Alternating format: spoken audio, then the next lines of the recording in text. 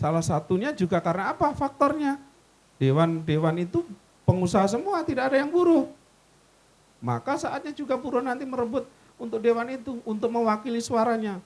Karena apa? Setiap tahun tidak ada perwakilan yang namanya Dewan Perwakilan Rakyat yang ngomong masalah upah. Dari sejak saya ada di Batam, tidak ada anggota dewan, terutama yang di pusat itu ngomongin upah. Kecuali kalau di demo.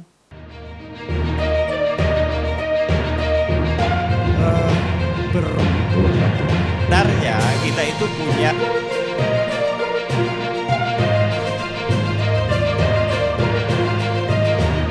tanggapan bisa per KPU Kabupaten Kota.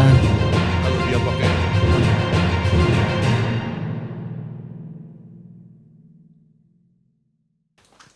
Baik, Tribuners, saya akan memulai dulu dari Pak Suprapto nih, yang menuntut sampai 15%. Ya. Logis enggak sebenarnya itu, tuntutan segitu? Kalau dihitung oleh kebutuhan buruh, itu sangat logis. Sangat logis ya? Sangat logis. Ya. Saat ini pertumbuhan ekonomi di atas 5%, hampir 6%. Dan Ya, Batam 6,8. 6,8. Ya. Inflasi 2,7 atau 2,8. Nah, yang menjadi pertanyaan adalah ketika saat ini pemerintah mengeluarkan PP nomor 51 tahun 2023 sebagai acuan formula penetapan upah minimum, baik itu minimum kota maupun minimum provinsi, maka sebenarnya barang itu sudah selesai. Ya. Tidak perlu dibahas lagi karena tahun 2023 ini acuannya adalah bukan lagi PP nomor 36 tahun 2021. Ya. Yang dipakai adalah Permenaker 18 tahun 2022 yang hanya berlaku 1 tahun.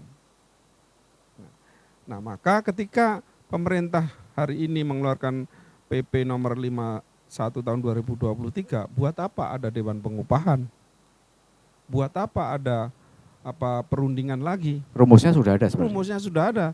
Silakan pemerintah menaikkan itu. Tetapi Undang-Undang 13 tahun 2003 ataupun yang saat ini Undang-Undang nomor 6 tahun 2023, klausulnya bahwa upah minimum itu adalah hasil dari rekomendasi Dewan Pengupahan.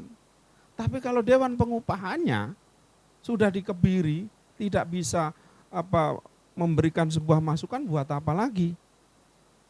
Kan begitu. Ya. Maka ketika kita sampaikan hal itu, kenapa sih buruh meminta 15%? Ingat, 3 tahun terakhir ini juga buruh tidak naik sama sekali. Hanya 0,5% di tahun 2020, 1% di tahun 2021, baru tahun 2022 pun juga 1%, baru tahun 2023 ini sesuai dengan inflasi dan pertumbuhan ekonomi. Kan gitu. Nah, ketika kita ngomong masalah 15%, kita juga harus ingat faktor koefisien alfa itu adalah faktor kemampuan perusahaan, kan itu. Ya. Yang disimpulkan dengan alfa nanti dikalikan dengan pertumbuhan ekonomi, kan gitu. Tapi ingat juga, kita harus juga melihat bahwa teman-teman pekerja buruh ini juga butuh sejahtera. Nah, PNS, TNI, Polri tahun ini akan naik 8%. 8%, ya. Pensiunan naik 12%, Ya. ditambah 4% kemampuan negara. Artinya apa? Negara mempunyai kemampuan itu. Maka kita juga saat ini industri-industri juga sedang naik, khususnya Batam. Kita lihat di mana-mana sekarang ada banyak muncul kawasan industri baru. Dan beberapa waktu lalu saya juga sampaikan bahwa untuk Shipyard Batam akan mendapatkan pesanan kapal sampai tahun 2026. Yang diperlukan juga tenaga terampil, tenaga ahli yang harus masuk ke Batam. Maka juga ketika Batam ini UMK terus ditekan, tetapi di satu sisi kebutuhan pekerja, kebutuhan masyarakat tidak bisa direm kenaikannya, pemerintah di mana letaknya? Maka Salah satunya juga karena apa faktornya? Dewan itu pengusaha semua, tidak ada yang buruh. Maka saatnya juga buruh nanti merebut untuk dewan itu, untuk mewakili suaranya. Karena apa? Setiap tahun tidak ada perwakilan yang namanya Dewan Perwakilan Rakyat yang ngomong masalah upah. Dari sejak saya ada di Batam, tidak ada anggota dewan, terutama yang di pusat itu ngomongin upah. Kecuali kalau di demo. Nah, Pak Riki lah sering dulu ketika mau di demo kita. Karena apa? Dia satu frekuensi untuk menyampaikan hal itu.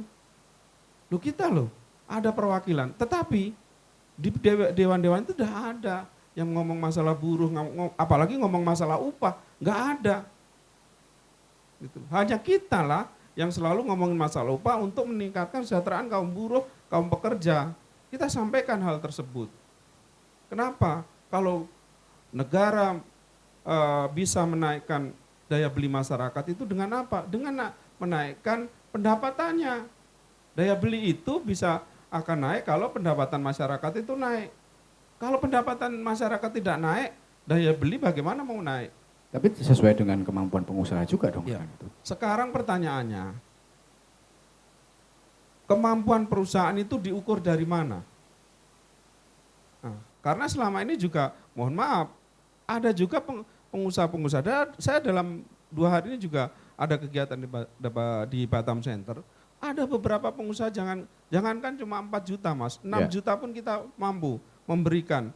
Tetapi aturannya bahwa regulasinya kita harus ikut dari pemerintah. Selain masalah UMK, pemerintah juga tidak punya standar terhadap teman-teman pekerja-pekerja yang mempunyai skill dan kompetensi. Maka yang dikejar adalah acuannya di UMK dulu.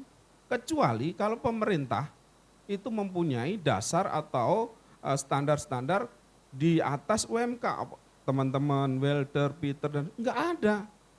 Akhirnya yang jadi acuan adalah selalu UMK. Terus mengenai struktur skala upah. Teman-teman, kalau kita ngomong upah itu untuk upah UMK itu untuk siapa? Untuk pekerja 0 tahun dan lajang. Tetapi ingat, ketika kita sudah bekerja di satu tempat, lalu habis kontraknya 3 atau 4 tahun dan kita statusnya sebagai seorang kepala keluarga melamar di tempat kerja lain, CV yang lama ini nggak akan berguna. Tetap aja UMK. Ketika kita ngomong masalah operator UMK, terus statusnya sebagai kepala keluarga di mana? Nggak diakui oleh perusahaan, tetap aja ya harus berlaku 0 tahun, lajang kamu UMK. Dan pengusaha apakah melanggar aturan ketika membayar UMK? Ya nggak melanggar. Ya. Tetapi bagaimana bisa mendapatkan kesejahteraan? Sedangkan di salah satu sisi pemerintah seakan-akan lepas tangan ketika ada kenaikan harga kebutuhan pokok. Saat ini terjadi kebutuhan pokok ini naik drastis 10-15%, beras, gula, cabai dan sebagainya. Nah ini di mana tugas pemerintah? Kalau hanya operasi pasar, operasi murah, itu hanya sekali 2 kali. Tidak bisa menyelesaikan masalah. Maka ketika kita ngomong 15%, satu, kita tetap minta inflasi plus pertumbuhan ekonomi tanpa ada koefisien. Jadi di Batam tetap kekeh 15%. Kami tetap minta 15% karena seandainya tidak goal, ya kita akan melakukan hal-hal yang mungkin bisa dilakukan untuk mendapatkan rekomendasi dari wali kota untuk bisa merekomendasikan 15%, minimal mendekati.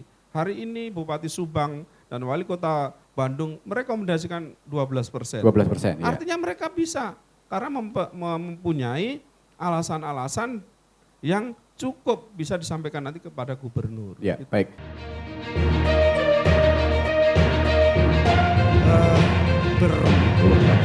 Sebenarnya kita itu punya